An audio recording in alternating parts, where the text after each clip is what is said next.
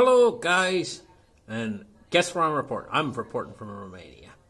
Now, a couple days ago, I was in London, and I was in Vienna, and been in Germany, and been here, and ended up here in Romania, where I'm having my vacation. And you can see outside the window. Anyway, I'm in a motel room here in Romania, and I'm having my vacation. Now, here's the thing. We've got a movement going on right now called the Yellow Vest Movement, and it's spread to Germany. In Stuttgart, big demonstration of Yellow Vests. Don't know where this is going to spread to next. This is a huge situation. If Emmanuel Macron loses power. Now, here in Romania, years and years ago, they had a leader here. I think his name was Ceausescu. It all happened so quickly. He couldn't even escape in his helicopter to get out of the country in time.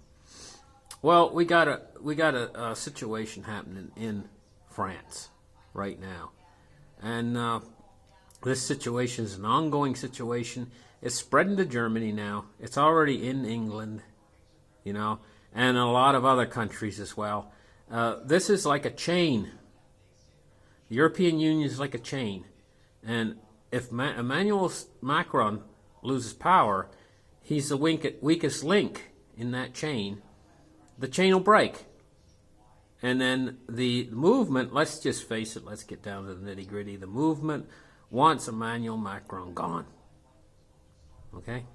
They want him gone.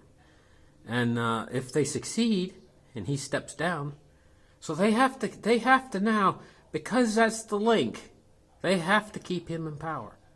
At any cost, the European Union is very important that they keep him in power. Now, what about the financial system? What's going on with it right now? That's the weirdest thing of all. This hyperinflation that I've been talking about and an awful lot of others have been talking about for years. Everybody was waiting for it. They were waiting for it in 2014, 15, 16, 17. Nothing. And now people have gotten tired of waiting for it. And we're in this period of deflation being caused by the Fed. It's not really entirely deflation, but this is what's affecting the price of gold, silver, cryptocurrencies, and things like this, which are alternatives to the dollar. This is what's affecting the price. And this is kind of what I expected, that people would get tired of waiting for hyperinflation and they would actually see this little bit of deflationary period. This is exactly the calm before the storm. That's what it is. And that doesn't mean that the hyperinflation's not coming. It just means that what's actually happening out there right now in this situation is that the Federal Reserve is doing everything that they can in their power to strengthen the dollar. Honest to goodness, the dollar should be about 110 on the U.S. dollar index right now, considering the amount of inflows of money, of capital, that are flowing in, but an awful lot of this capital is flowing into U.S. treasuries. I'm going to tell you, the dollar should be a lot stronger. The dollar is actually showing weakness just by barely maintaining its own, considering the situation that's happening, with tremendous amounts of the dollar basically is the best horse at the glue factory, or the best pig in the trough compared to these other fiat currencies. And this is what the dollar is being balanced against, but it's still showing signs of weakness. It's unbelievable how that there's so many problems in the European Union, but the euro maintains an awful lot of strength.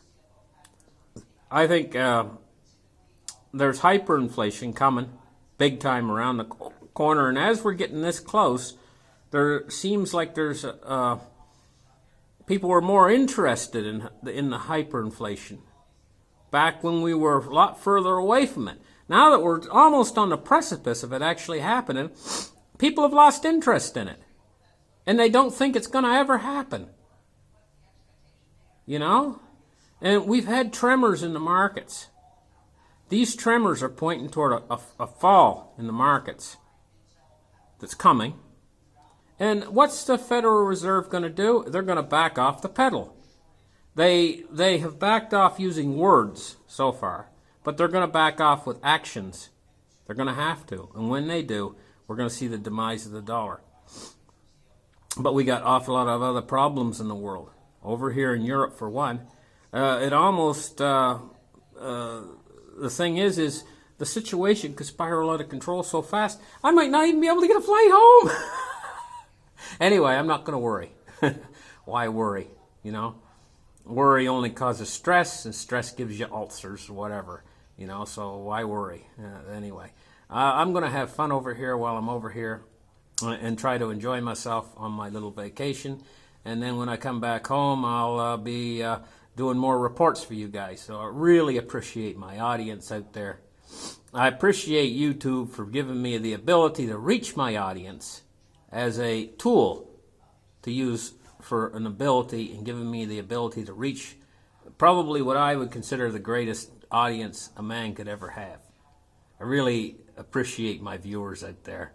Thank you guys for sticking with me, and I really appreciate it. And we'll catch you on the next video very, very soon.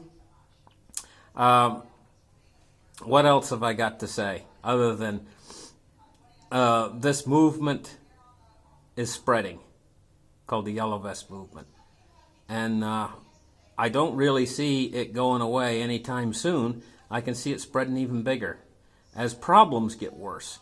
There's cracks breaking in the entire European Union right now while we speak. You know, the world is getting ready to go into a chaotic period of which we've never seen before, and an awful lot of it is because of the amount of credit that they've extended. We're living right now in the biggest credit bubble ever. Now, back in 1929, they had a credit bubble, and we all know how that ended, in a Great Depression. This time, it's going to end in a depression, but it's going to be a hyperinflationary depression, because they're going to have to try to reinflate these credit bubbles. And when they do, they're going to destroy the fiat currencies. And there's not very many alternatives to the fiat currencies. There's cryptocurrencies, and there is gold and silver.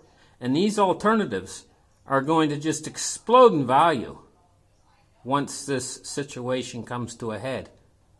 And it's what I find really weird is how people are getting disinterested in it just before it's ready to start.